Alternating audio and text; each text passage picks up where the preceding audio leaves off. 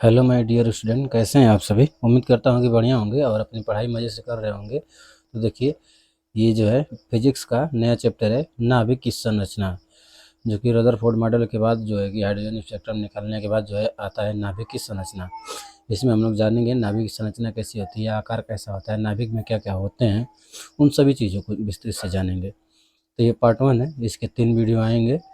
तो सबसे पहले हम जानते हैं नाभिक की संरचना। तो जैसा कि रदरफोर्ड ने अपने अल्फा कण प्रकीर्णन प्रयोग में बताया था कि नाभिक के अंदर जो न्यूट्रॉन और प्रोटॉन होते हैं वो 10 की पावर -15 मीटर की कोटि के क्षेत्र में ही रहते हैं। तो देखिए, यहाँ हम लिख करके आपको पूरा जो है बाकायदे बता दे रहे हैं कि रदरफोर्ड ने अल्फा कण प्रकीर्णन के प्रयोग द्वारा यह प्रमाणित किया कि किसी परमाणु के केंद्रीय भाग में धन आवेश यानी कि प्रोटॉन 10 की पावर -15 मीटर की कक्षा में केंद्रित होता है। इस केंद्रीय भाग को क्या कहते हैं? नाभिक कहते हैं।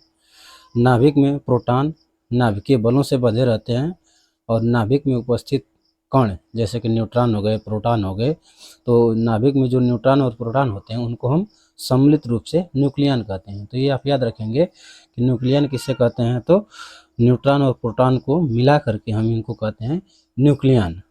ठीक है। अब जैसे कि प्रोटॉन का द्रव्यमान कितना होता है, तो 1.67 गुणे 10 की पावर -27 किग्रा। और साथ ही साथ आप इलेक्ट्रॉन का भी द्रव्यमान याद रखिएगा कि 9.1 × 10⁻31 किग्रा। देखिए, यहाँ कुछ रिएक्शन दिया हुआ है। ये नाइट्रोजन है 7N14 और ये 2 हीलियम 4। तो यहाँ से जब ये रिएक्शन करेगा तो 8 ऑक्सीजन 17, ये 17 लिखा है, ये जो है समस्थानिक है, ऑक्सीजन का ये समस्थानिक है। तो यहाँ से जो 1H1 मिल रहा है यही प्रोटॉन है। जैसे इसमें 1 का डिफरेंस अगर निकालेंगे तो देखेंगे तो 0 आएगा। तो इसमें न्यूट्रॉन एक भी नहीं है, केवल क्या है, एक ही प्रोटॉन है। जैसे हीलियम के नाभिक पर कितना आवेश होता है, तो +2 ही होता है, जबकि हीलियम परमाणु का कुल आवेश जो है 0 होता है। तथा लिथियम के नाभिक पर कितना आवेश होता है, +3e। अब जैसे देखिए, जैसे इलेक्ट्रॉन, प्रोटॉन, न्यूट्रॉन, न्यूट्रिनो, पाई मेसान, धन पाई मेसान, ऋण पाई मेसान, फोटॉन इत्यादि, इन सबको हम मूल कण कहते हैं। तो ये आप याद रखेंगे कि ऑब्जेक्टिव क्वेश्चन के लिए, ऑब्जेक्टिव क्वेश्चन में पूछता है कि इनमें से कौन मूल कण नहीं है। 4 विकल्प देंगे, उसमें से 3 जो है इसी में से रहेगा और एक कोई अन्य दे देगा। जैसे अल्फा, बीटा, गामा इस तरह से दे दिया और पूछेगा कि इसमें कौन जो है मूल कण नहीं है। तो आपको याद रखना है कि इलेक्ट्रॉन, प्रोटॉन, न्यूट्रॉन, न्यूट्रिनो, पाई मेसान, धन पाई मेसान, ऋण पाई मेसान, फोटॉन, ये जो होते हैं ये सब जो है मूल कण होते हैं। ठीक है, आगे बढ़ते हैं इसी के साथ। अब जैसे कि अगर दिया हो कि किसी परमाणु का परमाणु क्रमांक Z है और उसकी द्रव्यमान संख्या A है, ठीक है, तो उसमें जो है उसके नाभिक में प्रोटॉनों की संख्या Z होगी। यानी प्रोटॉन की संख्या जो है किस पर निर्भर करती है, वह जो है परमाणु क्रमांक पर।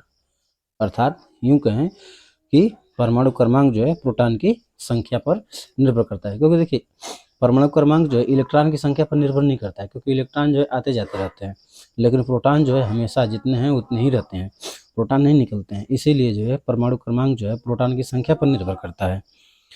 अगर हम न्यूट्रॉन की संख्या निकालें तो न्यूट्रॉन की संख्या होगी A - Z, यानी कि परमाणु क्रमांक में से हम प्रोटॉन की संख्या को माइनस कर लें तो निकल करके आता है क्या, न्यूट्रॉनों की संख्या। अब जैसे कि अगर हम किसी परमाणु को, ठीक ना, किसी परमाणु को X से दिखा रहे हैं और उसका अगर परमाणु क्रमांक Z है और द्रव्यमान संख्या A है, तो उसको कैसे लिखेंगे, ZaXA। यानी जो नीचे होता है वो होता है परमाणु क्रमांक, और जो ऊपर होता है वो होता है परमाणु भार, द्रव्यमान। जैसे आप ऐसे भी समझ सकते हैं कि जैसे बोझ जो लिया जाता है, बोझ कहाँ रखा जाता है, सर पर ही रखा जाता है, कपार पर बोलते हैं ना। तो इसी तरह से ये कपारे पर है तो ये भार हो गया, और ये नीचे है तो ये स्थान बताएगा। ठीक ना। अब हम देखेंगे कि नाभिक का आकार कैसा होता है। तो देखिए, नाभिक में होते क्या हैं, ये बात डिपेंड करती है आकार कैसा होता है। तो नाभिक का आयतन उसमें विद्यमान न्यूक्लियनों की संख्या के अनुक्रमानुपाती होता है, जो कि नाभिक की द्रव्यमान संख्या है।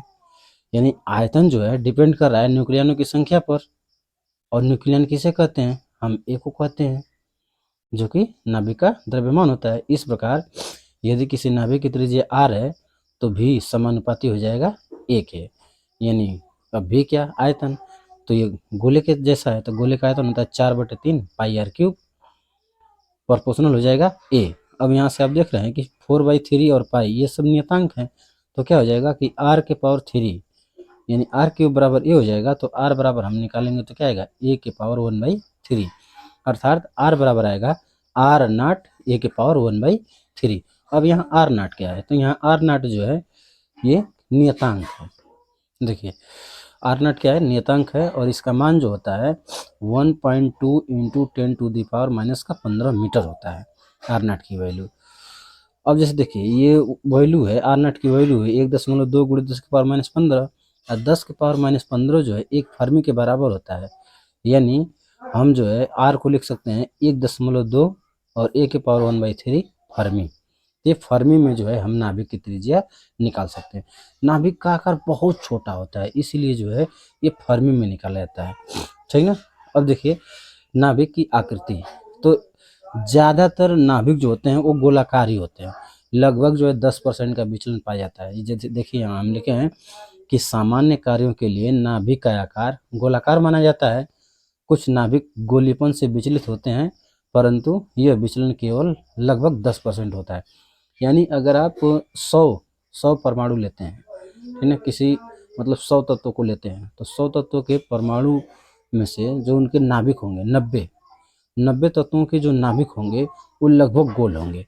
10% ही ऐसे, यानी कि 10 गो ऐसे ही मिलेंगे जो थोड़े से गोलीपन से विचलित होंगे। नाभिकीय घनत्व, नाभिक का घनत्व, अब घनत्व कैसे निकालेंगे, तो जैसे हम ये मान लें कि एक न्यूक्लियन का औसत द्रव्यमान m है।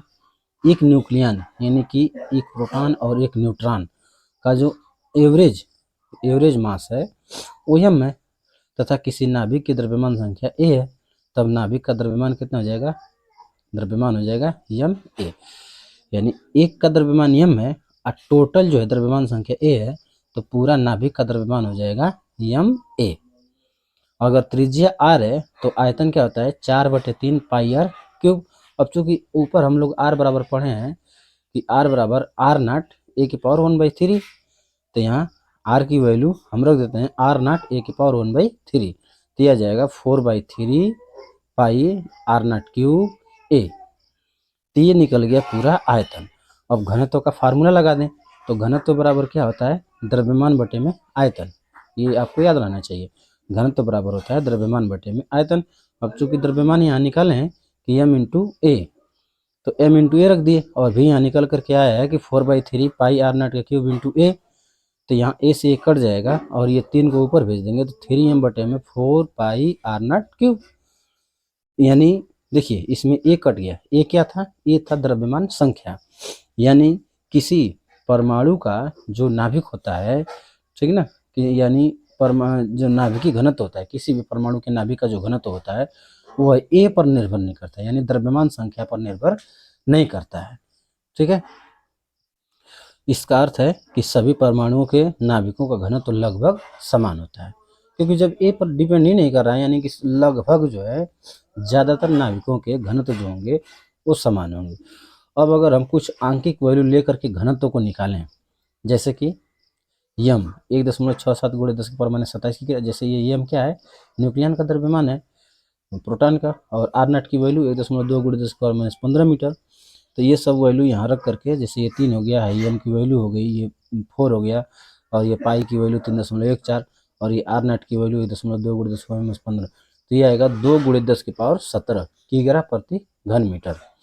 यानी नाभिक का घनत्व जो होता है 2 × 10⁻17, ये देख रहे हैं 10⁻17 बहुत बड़ी वैल्यू है। इससे क्या पता चलता है कि नाभिक जो है बहुत सघन रूप से भरा हुआ है, ठीक है। यहाँ हम लिखे हैं जो कि सामान्य पदार्थ जैसे जल के कोचिंग में पढ़ाए भी हैं, तो बताए हैं इतना होता है, यानी नाभिक का जो घनत्व होता है वो जल के घनत्व से लगभग जो है कितना बड़ा होता है, 10⁻13 से 10⁻14 गुना तक जो है भारी होता है। इस प्रकार से नाभिक जो है सघन रूप से भरा है, ठीक है।